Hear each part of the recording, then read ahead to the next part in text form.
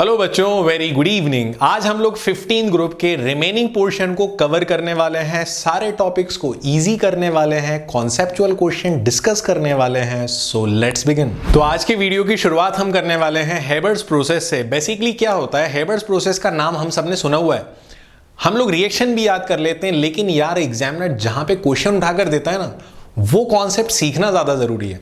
तो देखो, Haber process हम सब जानते हैं, it is use for the manufacture of ammonia. बिल्कुल हम सब जानते हैं। हेबर्स प्रोसेस में हम लोग ये भी जानते हैं कि नाइट्रोजन गैस और हाइड्रोजन गैस को कंबाइन करा जाता है, तब जाकर बनता है NH3। But guys, this reaction is reversible. जितना एमोनिया बनेगा उतना ही वापस आके N2 और H2 भी देगा, लेकिन तुम्हें तो NH3 चाहिए। चलिए, तो कैसे एक तरफ से NH3 बनाते जाएंगे, उसके लिए मेथड बता रहा हूं। पहले मैं आपको एक बात बता दूं, एमोनिया बनने में यहां पर जो हीट रिलीज होती है वो होती है अराउंड 92.6 किलो जूल्स पर मोल। क्योंकि हीट रिलीज हो रही है तो माइनस का साइन लगाऊंगा, it means this reaction is exothermic. बच्चों, एग्जामिनर ये बोलता है, अभी मैं कुछ नहीं लिख रहा हूं एरो के ऊपर ना एरो के नीचे, कुछ नहीं लिख रहा हूं। एग्जामिनर ये बोलता है, how can we increase the yield of ammonia, how can we increase the production of ammonia. तो मैं आपको समझा रहा हूं एग्जैक्टली कैसे अमोनिया का प्रोडक्शन बढ़ाएंगे। सबसे पहले, अकॉर्डिंग टू किसी भी रिवर्सिबल रिएक्शन में रिएक्शन को आगे ले जाना है या पीछे ले जाना है, उसके लिए एक भाई साहब बैठे हुए हैं, उनका नाम है ली चैटेलियर प्रिंसिपल।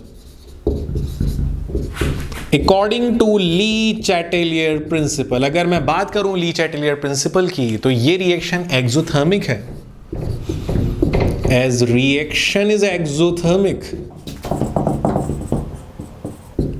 आप कहोगे बिल्कुल सर एक्सोथर्मिक है, बिकॉज डेल्टा एच तो नेगेटिव है। ये रिएक्शन एक्सोथर्मिक है। तो गाइज, एक्सोथर्मिक में टेम्परेचर कम करते जाओ, रिएक्शन आगे भागता जाएगा। तो हमें अगर रिएक्शन आगे ले जाना है, फॉरवर्ड डायरेक्शन में ले जाना है, जिससे एमोनिया ज्यादा मिले, तो आपको यहां पर टेम्परेचर डिक्रीज करना होगा। टेम्परेचर मस्ट बी लो और डिक्रीजेस। अगर आपको अमोनिया का प्रोडक्शन बढ़ाना है तो पहली कहानी यह है कि यहां पे टेम्परेचर डिक्रीज होना चाहिए। और यार, डिक्रीज होने के बाद भी आपको पता है कितना टेम्परेचर लेते हैं। यहां पे होता है temperature around 450 degree Celsius to 500 degree Celsius.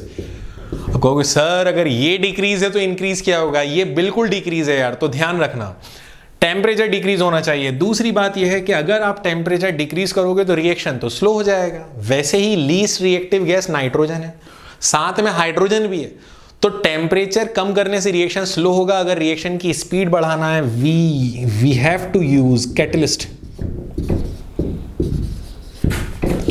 हम लोग यहां पे पॉजिटिव कैटलिस्ट लेते हैं, और वो पॉजिटिव कैटलिस्ट है Fe आयरन। इस कैटलिस्ट के सपोर्ट के लिए हम लोग लेते हैं प्रोमोटर। होगा इस कैटलिस्ट के सपोर्ट के लिए प्रोमोटर जो है, that is molybdenum. Molybdenum MO होता है मॉलिब्डेनम। तो यहां पे आप लोग जो कैटलिस्ट लेते हो वो आयरन लेते हो, साथ में उसके सपोर्टर को लेते हो मॉलिब्डेनम को। तीसरी इंपॉर्टेंट बात, इस रिएक्शन में प्रेशर का क्या करें, प्रेशर बढ़ाएं कम करें, कंप्रेसर पे ज्यादा प्रेशर लगाएं या कम करें। तो मैं आपको एक बात बता रहा हूं, आपके पास नंबर ऑफ प्रोडक्ट जो है वो 2 हैं, उसको 2 वॉल्यूम बोल सकता हूं। नंबर ऑफ रिएक्टेंट 4 है, 1 नाइट्रोजन और 3 हाइड्रोजन, तो ये रिएक्टेंट 4 वॉल्यूम है। आगे जाने पे वॉल्यूम कम हो रहा है। जब वॉल्यूम कम होता है तो गाइस प्रेशर बढ़ाते हैं according to Boyle's law class 11। तो आपको मैं बता दूं, बड़ी सीधी सी बात है। आप देखो ना, आप रिएक्टेंट से प्रोडक्ट की तरफ जा रहे हो तो वॉल्यूम कम हो रहा है। वॉल्यूम कम हो रहा है, it means we have to increase pressure. Pressure must be increases. तो इस रिएक्शन में टेम्परेचर को डिक्रीज करना पड़ता है, प्रेशर को इंक्रीज करना पड़ता है। ये सारे तामझाम इसलिए करना पड़ते हैं so that we can easily increases the production of ammonia. तो बच्चों, ये ली चैटेलियर का कॉन्सेप्ट आप लोगों के दिमाग में रखना पड़ेगा। और एक बहुत इंपॉर्टेंट बात, लास्ट पॉइंट, कार्बन मोनोऑक्साइड बन जाती है यार इस रिएक्शन में, नहीं चाहते हुए भी कार्बन मोनोऑक्साइड बन जाती है, तो उसको निकालना पड़ता है। CO must be removed.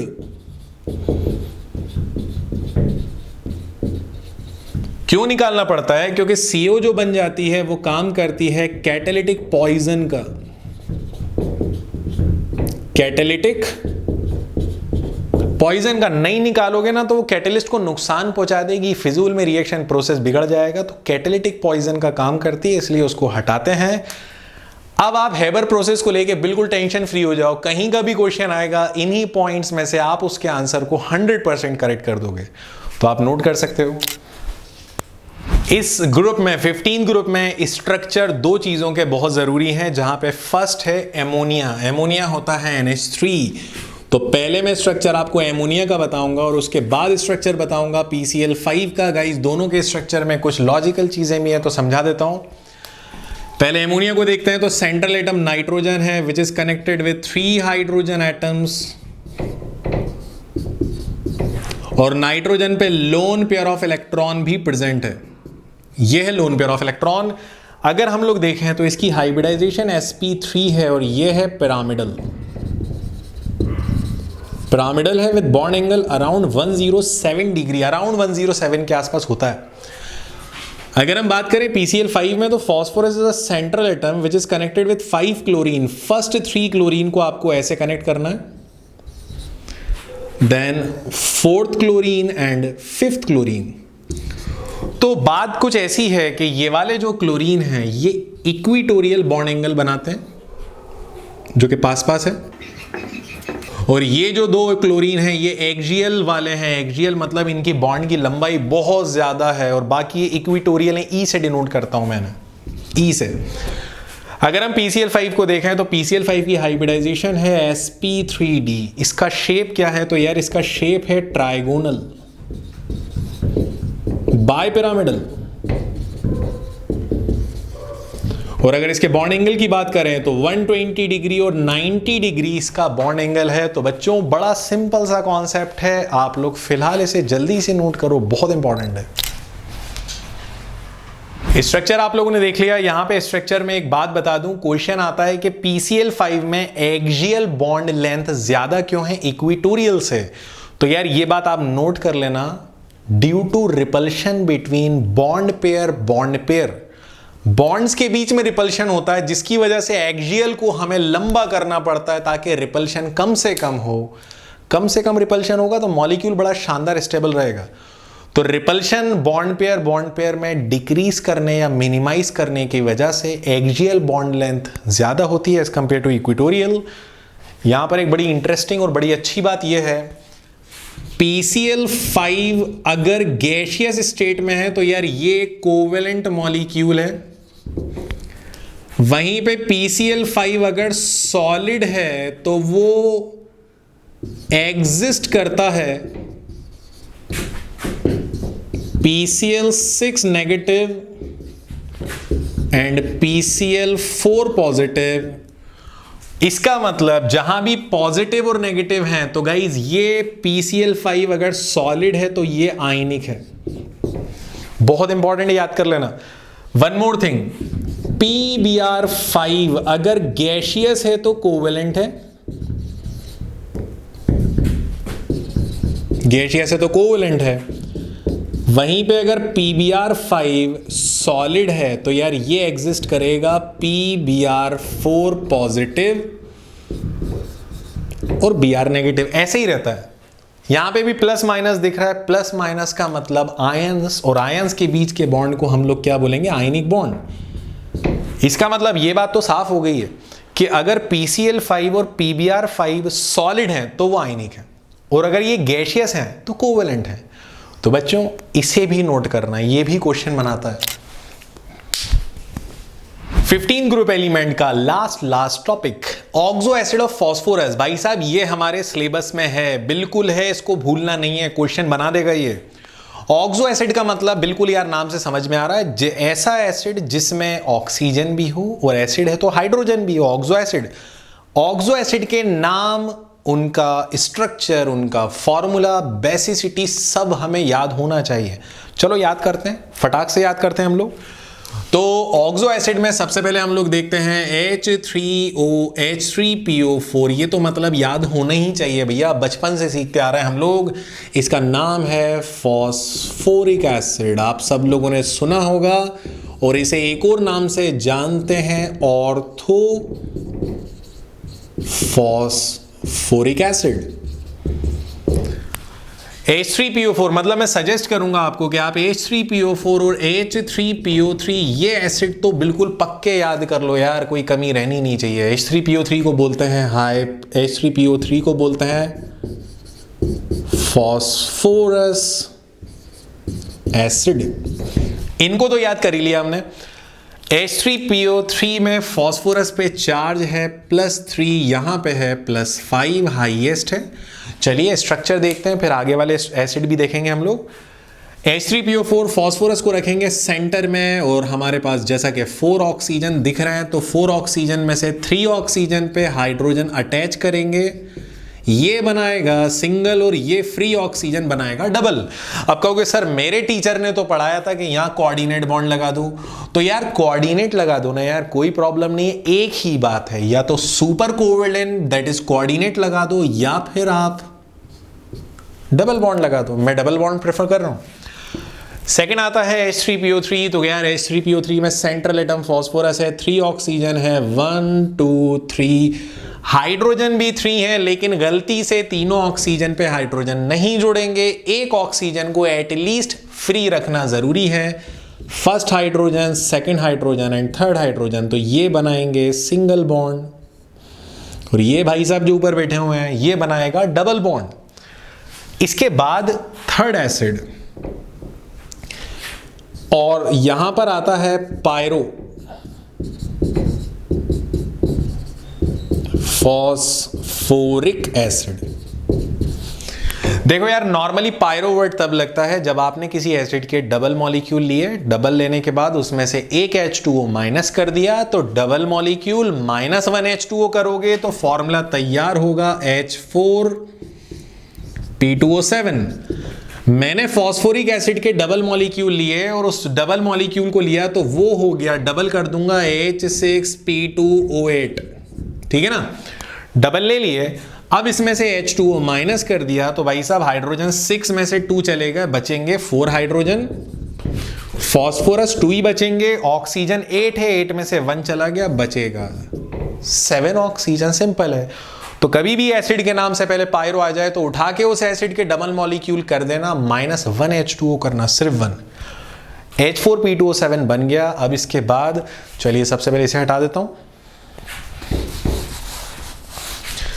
H4P2O7 का स्ट्रक्चर, तो यार हमारे पास फॉस्फोरस 2 है, एक ऑक्सीजन को सेंटर में भेज देते हैं, बचेंगे 3 ऑक्सीजन, 1 2 3 इधर और 3 राइट साइड।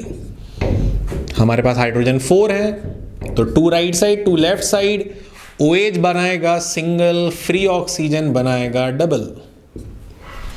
हो गया तैयार पायरोफॉस्फोरिक। मैं आपसे पूछ रहा हूं, अगर मान लो आपसे पूछा जाए पायरो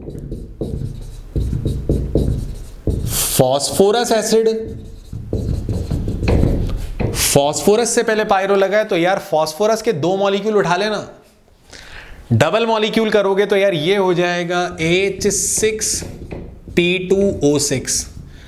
अब इसमें से H2O माइनस कर देना, तो हाइड्रोजन 6 में से 2 चले जाएंगे, बचेंगे 4, फॉस्फोरस 2 ही रहेंगे, माइनस नहीं हो रहा, ऑक्सीजन 6 है, 6 में से 1 चला गया, बचेगा 5। तो गाइज ये बन गया H4P2O5। इसका स्ट्रक्चर आप लोग खुद ट्राई करो बच्चों, जल्दी से नोट करो, जगह की कमी है वरना ये स्ट्रक्चर भी बना देता मैं। तो यार यही वाला बचा था ना H4P2O5, that is pyro phosphorus acid. तो करना कुछ ऐसा है कि आपके पास सेंट्रल एटम 2 है, ऑक्सीजन ऑड नंबर में, और ऑड नंबर में भाई साहब जब भी ऑक्सीजन 5 या उससे ज्यादा हो, 5 या उससे ज्यादा, ध्यान रखें, तो एक ऑक्सीजन को बीच में भेज दो, बाकी कितने बच रहे हैं, 4 बच रहे हैं, तो 2 2 बराबर डिस्ट्रीब्यूट कर दो, लो 2 यहां आ गए और 2 यहां आ गए, हो गए। हाइड्रोजन 4 है, first hydrogen, second hydrogen, third hydrogen and fourth hydrogen, हमें एक एक ऑक्सीजन को फ्री रखना है, तो ये बनाएगा सिंगल और ये बना देंगे डबल। इसी के साथ आपका ये topic oxo acid of phosphorus complete. बहुत सिंपल है, क्या कहते हो यार? 15 ग्रुप इजी लगा? अगर इजी लगा तो एक बार लाइक बटन प्रेस कर दो, अगर डिफिकल्ट लगे तो यार कमेंट कर देना, ठीक? चलिए, तो यहां पर हमारा 15 ग्रुप होता है कंप्लीट। बच्चों, इस वक्त तुम उस सिचुएशन में हो कि तुम्हें हिम्मत भी रखनी है, फ्रस्ट्रेशन अपने ऊपर हावी नहीं होने देना है। और जैसा कि आप लोग जानते हैं, मोस्ट ऑफ दी स्टेट्स में लॉकडाउन वाली प्रॉब्लम चल रही है, कोविड बड़ा खतरनाक होकर आया है सेकेंड वेव में। तो गाइस, हिम्मत भी रखें, अपने आप की सेफ्टी और सिक्योरिटी का भी ध्यान रखें, और बिल्कुल टाइम को एक एक मिनट को यूज करते जाएं। हमें अगर एक टाइम टेबल नहीं बना है, कोई स्केड्यूल प्रॉपर नहीं है, मैसेज करो, मैं आपको स्केड्यूल बनाकर देता हूं कैसे स्केड्यूल करना है। अगर कुछ वीडियो की आपको नीड है कि आप चाहते हो कि इस पर्टिकुलर टॉपिक पे बने, तो कमेंट करो यार, कमेंट करो। डेफिनेटली जिनके ज्यादा कमेंट्स होंगे उसके अकॉर्डिंग हम लोग वीडियो बनाएंगे। So guys, that's all for today, thank you very much. हमारा नेक्स्ट वीडियो 16 ग्रुप का आपको मिलने वाला है नेक्स्ट डे, मतलब कल। तो कल के लिए आप लोग तैयार रहो। आज 15 ग्रुप को पूरा एंड करके टाटा बाय बाय कर दो। 15 ग्रुप कंप्लीट। कल से स्टार्ट करेंगे 16, और कल ही के दिन में 16 के दोनों वीडियोस मिलेंगे। 16 कंप्लीट, फिर 17 और 18 फटाक से कंप्लीट करेंगे हम लोग थर्ड डे में।